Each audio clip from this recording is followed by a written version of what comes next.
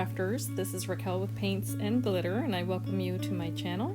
Today I am going to be sharing with you a process video on how I have decorated the tops of some boxes which are housing some adorable cards that I have made using Tonic Studios dies.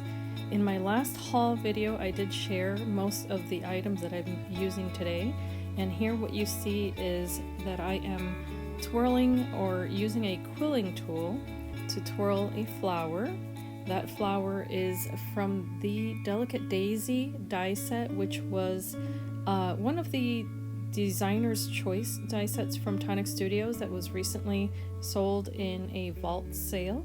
If you don't know about the vault sales from Tonic Studios, feel free to leave me a comment and I'll explain. However, these little flowers are very easy to make. As you can see, you can use any adhesive that you like, whether it be hot glue or any glue that you like, and then you can open them up or twirl them a little tighter or looser, whichever way you like. And as you can tell, I've created them in all sorts of colors. I do like to craft using a monochromatic style, but I did top the little boxes with different colors of flowers. And what you see here is a 4-inch square panel. That's what I've used on all of the boxes. However, I did decorate them differently. The way that I did that was that I used different die sets.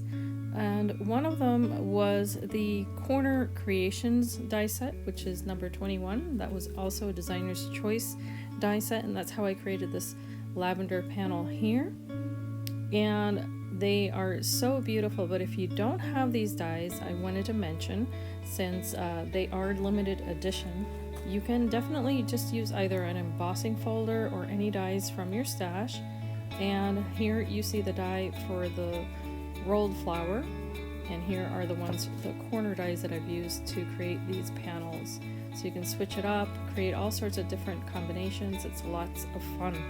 So the other die sets that I have used for this video were small flowers from the Dragonfly Easel Designer's Choice set, as well as the Love Birds box. And you're also going to see several different Nuvo drops, and the leaves that you'll see topping some of the boxes I did create using shimmer powders.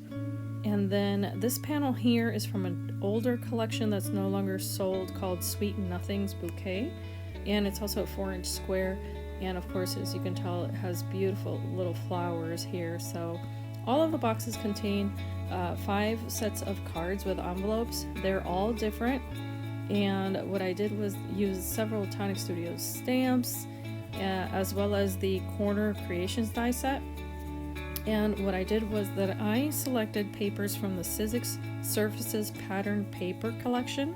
I'll have links for that below, and you can go ahead and pick that up at Craft Stash as I did, and use the colors to create a number of different cards. I created a total of 28, and it was super easy to be able to match them up and just make something really, really pretty to give away.